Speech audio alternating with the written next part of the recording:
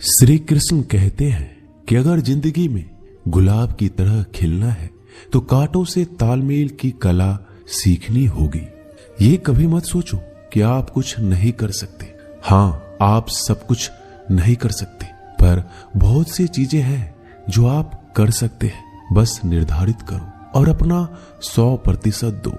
हर व्यक्ति का यह लक्ष्य है कि वह जो कर सकता है करे, जो बन सकता है बने, उसका जो भी सपना है वो पूरा करे। लेकिन इस समय से जो भी है उसका सम्मान करे और खुश रहे। जो मिलना है उसका स्वागत करो और जो मिला है उसका धन्यवाद।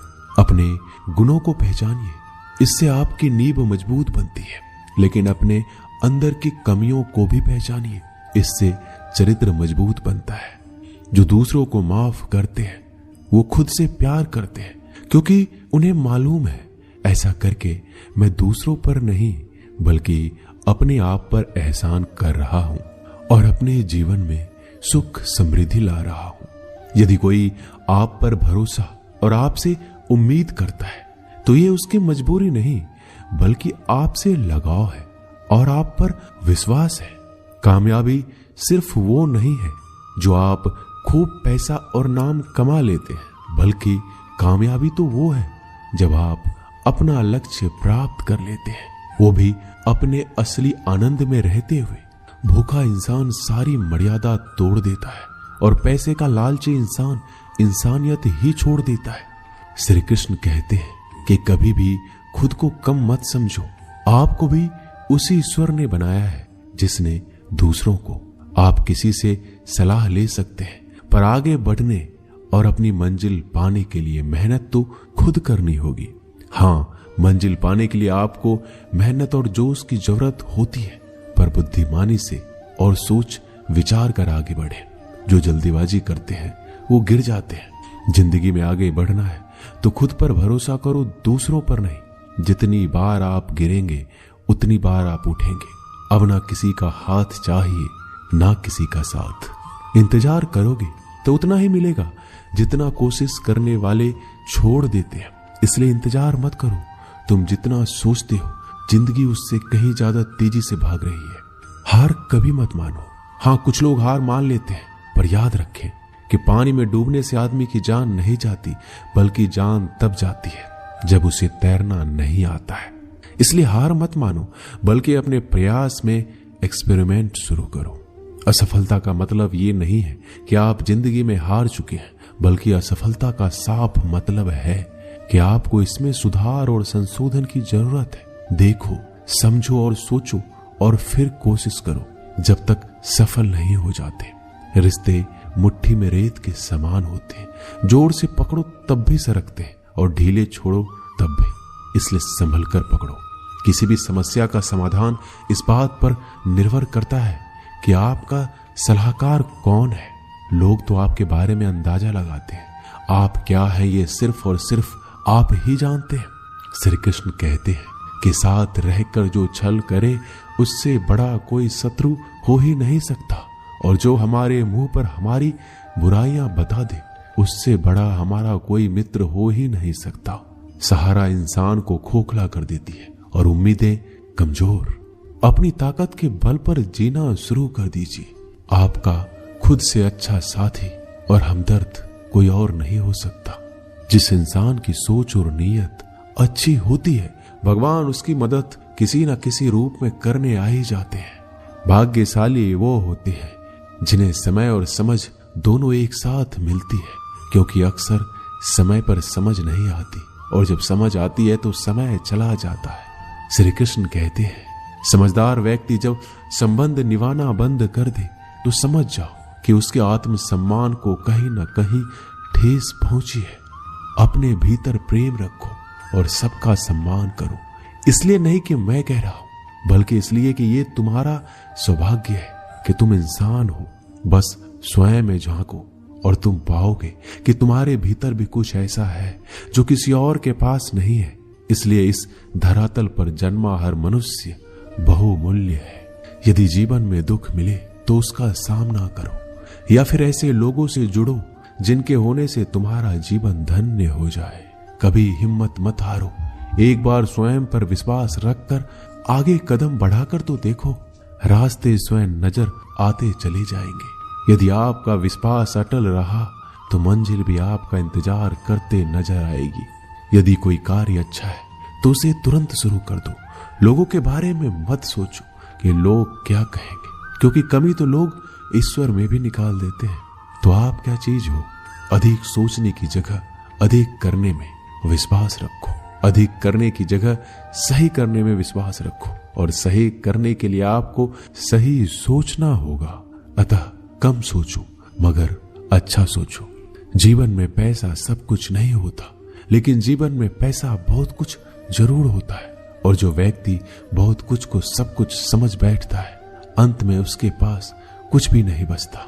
समय का उपयोग करके बहुत सा धन कमाया जा सकता है, लेकिन धन का उपयोग करके एक पल भी नहीं बढ़ाया जा सकता। अतः समय का सही उपयोग करना सीखो।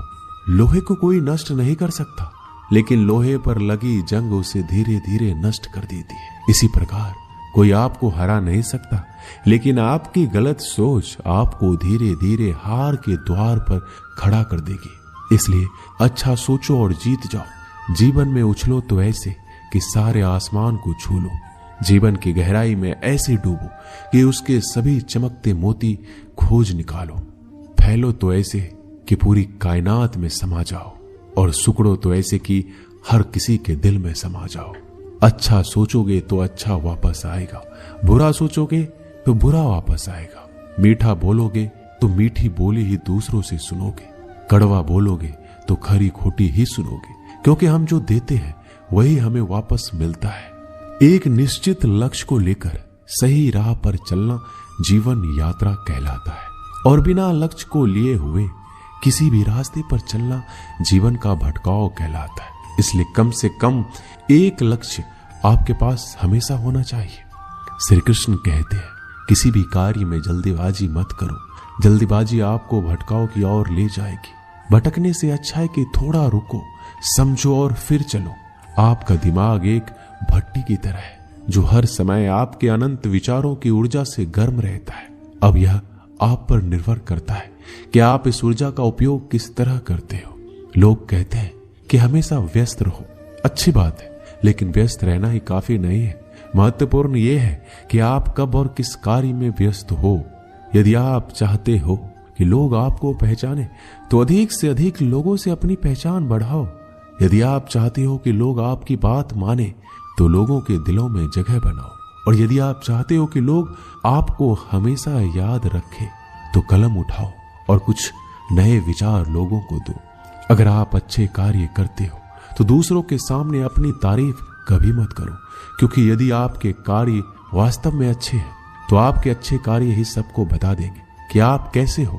सफल लोग खुद अपने बारे में नहीं बोलते, बल्कि उनके कार्य उनके बारे में बोलते हैं।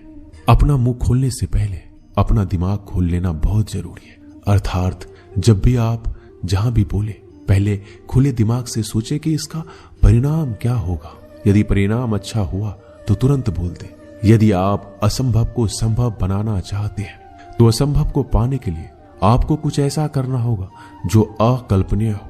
यदि आप ऐसा कर सकते हैं, तो आगे बढ़कर नया और अब तक जो सोचा ना गया हो, ऐसा कुछ कीजिए। आज दुनिया को एक ऐसे इंसान की जरूरत है जो इस दुनिया को बदल सके। आप भी ऐसा कर सकते हैं।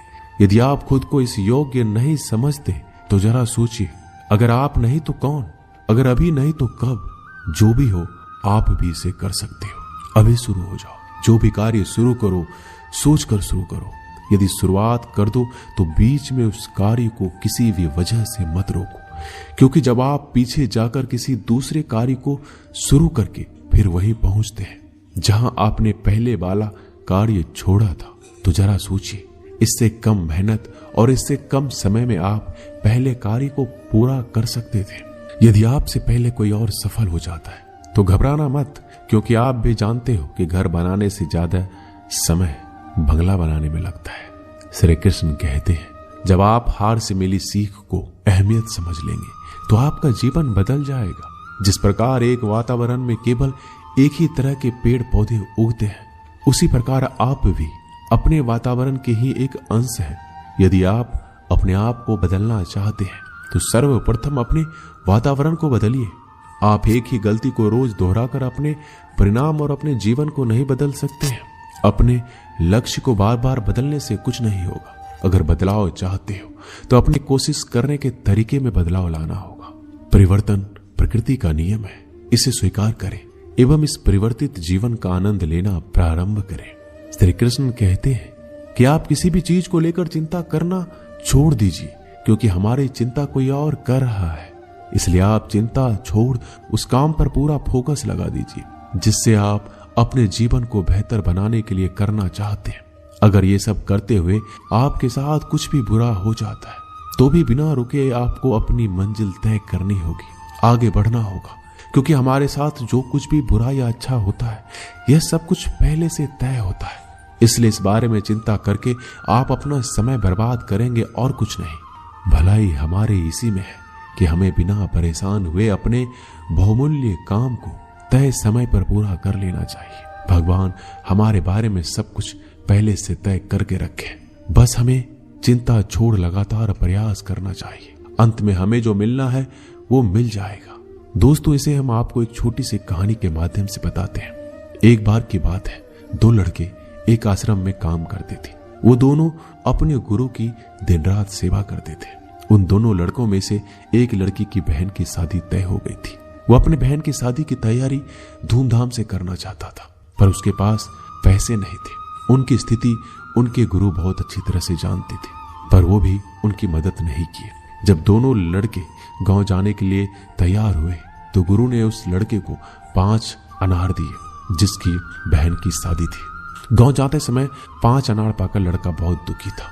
उसे तो पैसों की जरूरत थी, वह अनार क्या करेगा। उसे अपने गुरु पे गुस्सा आ रहा था। जब दोनों लड़के गांव की तरफ जा रहे थे तो रास्ते में राजा के सैनिक इस बात की घोषणा कर रही थी, क्या किसी के पास अनार है? राजा को इसकी बहुत जरूरत है। हमने बहुत प्रयास किया पर इस क्षेत्र में कहीं भी अनार नहीं मिला। राजा की बेटी बहुत बीमार है, उसे दवा के लिए अनार की जरूरत है। दोनों लड़कों ने सोचा, हमें अनार की कोई जरूरत नहीं है, ये अनार हम राजा को दे देंगे और उनकी बेटी का अच्छा इलाज हो जाएगा। दोनों लड़कों ने अनार की बात सैनिक को बताई। सैनिक उन दोनों लड़कों को लेकर राजमहल पहुंचे और लड़कों ने अनार राजा को सौंप दिया। राजा ने उन्हें इसके लिए बहुत सारा इनाम दिया, पैसा, जेवरात और बहुत कुछ। उस लड़के की बहन की शादी बहुत ही धूमधाम से हो गई। अब उस लड़के को इस बात पर अफसोस हो रहा था कि उसने बिना सोचे समझे अपने गुरु को कोस रहा था और उन्हें भला बुरा कह रहा था। दोस्तों, मैं आशा करता हूं कि इस कहानी से आपने बहुत कुछ सीखा होगा। बस